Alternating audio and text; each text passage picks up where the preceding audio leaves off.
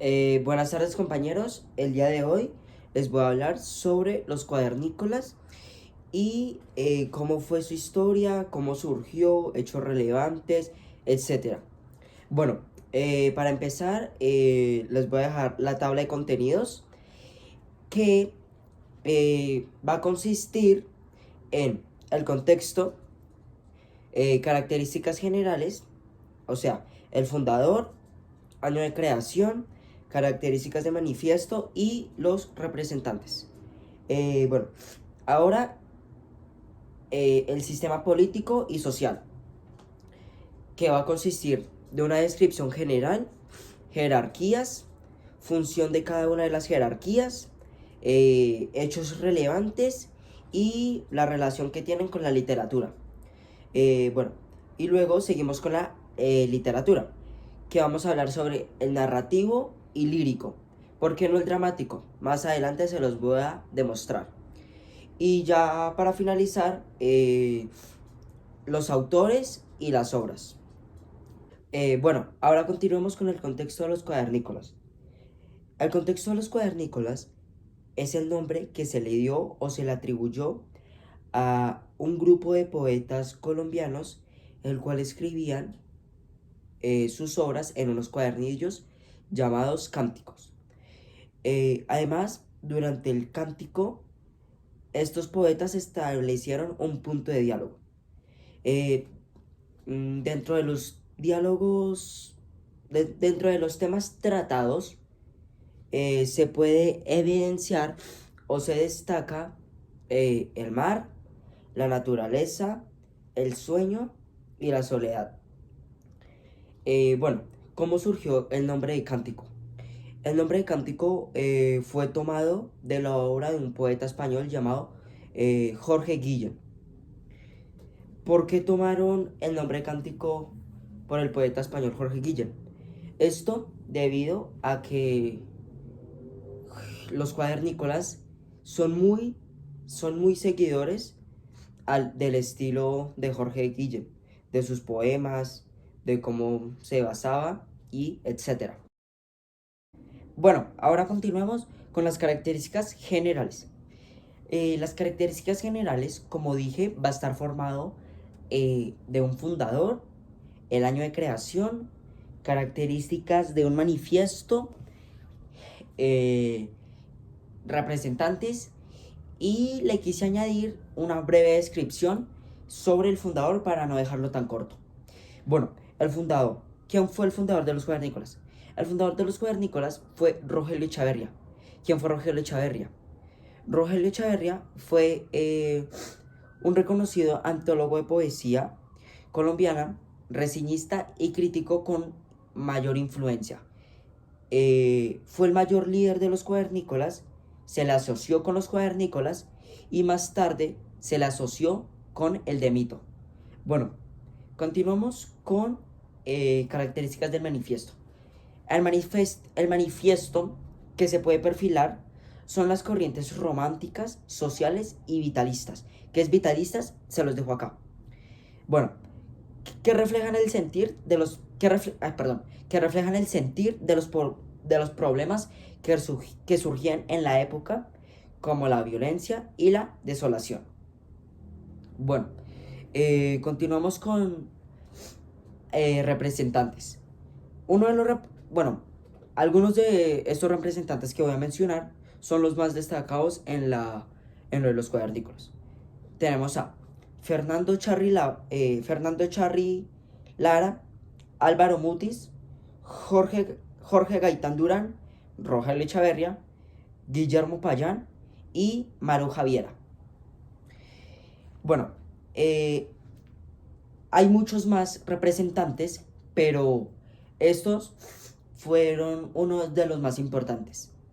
Quizás más adelante les mencione otros que pertenecieron en la época de los cuadernícolas. Listo, listo. Continuamos con el sistema político y social. El sistema político y social van a estar conformados, como lo dije anteriormente, por descripción general del sistema, la jerarquía, función de cada una de las jerarquías, eh, también hechos relevantes y la relación que tienen con la literatura. Listo. Descripción general del sistema. Ahorita les voy a poner un poema, el cual se basa en cómo es la vida dentro de Colombia, con, por ejemplo, detalles eh, como por ejemplo la democracia, si la sociedad en realidad tiene o no tiene una democracia o, o una unidad libre. Eh, este poema es de Rogelio Echaverría, el cual hace una crítica hacia el país. Bueno, continuamos con las jerarquías. La jerarquía va a estar constituida por, en la punta, el presidente, luego le sigue el Congreso, después el ministro, el gobernador y por último la sociedad. Acá se los dejo para que lo vean más fácil. Bueno, ¿cuál es la función de cada una de las jerarquías? La del presidente es simbolizar la unidad nacional y también hacer cumplir las leyes y libertades de los colombianos. La del Congreso es reformar la Constitución. La del ministro es formular, coordinar y ejecutar la patrística pública. Ok, la de los gobernadores debe hacer cumplir las leyes en el territorio donde se encuentra. Además debe dirigir la acción administrativa. Y ya por último, el de la sociedad, pues es que gracias a nosotros elegimos con derecho al voto el presidente, el ministro, el alcalde, etc. La función de nosotros es brindarle algo mejor al país, porque nosotros somos los que elegimos al presidente para que el presidente ayude al país y sea un país nuevo. Listo. ¿Cuál es la relación con la literatura? La relación con la literatura es la seriedad que tienen los cuadernícolas, es la seriedad mental. Por su estudioso rigor y la dignidad literaria. Además, se dice que los cuadernícolas se distanciaron del concepto. Se distanciaron del concepto meridiano, de la poesía impura y de la realidad social. Bueno, ahora continuamos con la literatura. La literatura es el narrativo y el lírico. El dramático no lo voy a tomar en cuenta. Y más adelante les voy a explicar por qué no lo tomé en cuenta. Bueno, empecemos con el narrativo. El narrativo tiene como subgénero el tema de periodista. Bueno, el periodístico. Los representantes de los cuadernícolas, algunos eran periodistas, hacían entrevistas con una seriedad la cual tenían temas propuestos para hacer críticas y tener una conciencia libre y que vean las personas de una vez todo lo que está sucediendo dentro del país. O sea, si no me entendieron, no creo, con los temas, con las preguntas que hacen, los cuadernícolas intentan hacer una crítica con las respuestas de la sociedad y pues que vean cómo está el país, si está bien o si está mal. Bueno, continuamos con el lírico.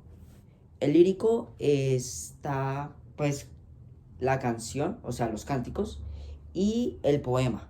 Bueno, como poema, porque casi todos los representantes son poetas,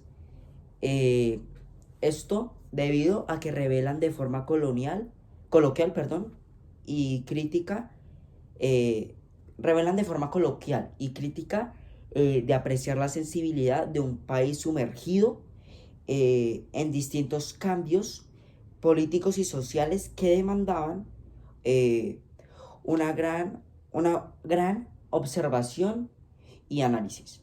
Bueno, ¿por qué no tomé en cuenta el dramático? Eh, perdón. Esto debido porque como subgénero pues encontramos el teatro, pero así representantes que evidencian el teatro no hay. Por eso no lo tomé en cuenta. Porque pues como teatro en esa época no era tan reflejado hacia la sociedad. No era tan relevante, por decirlo así. Perfecto. Ya casi para finalizar tenemos los autores y las obras. Vamos a tener en cuenta el narrativo y el lírico. El dramático no, por obvias razones que dije anteriormente. Bueno, como autores del narrativo tenemos a Álvaro Mutis, Rogelio Echeverría y Andrés Holguín. Álvaro Mutis es un poeta, o sea, pertenece al lírico, pero en parte hace más hacia el narrativo. Bueno, como obras tenemos de Álvaro Mutis la... no, mentiras, perdón. Como obras de Rogelio Echeverría tenemos El Transeúnte, un poema muy, muy, por decirlo así, muy mítico de los cuadernícolas. Sí que sé que es un poema y pertenece al lírico, pero yo lo quise reflejar hacia el narrativo. Bueno, eh, como obra de Andrés Holguín tenemos la Antología Crítica de la Poesía Colombiana.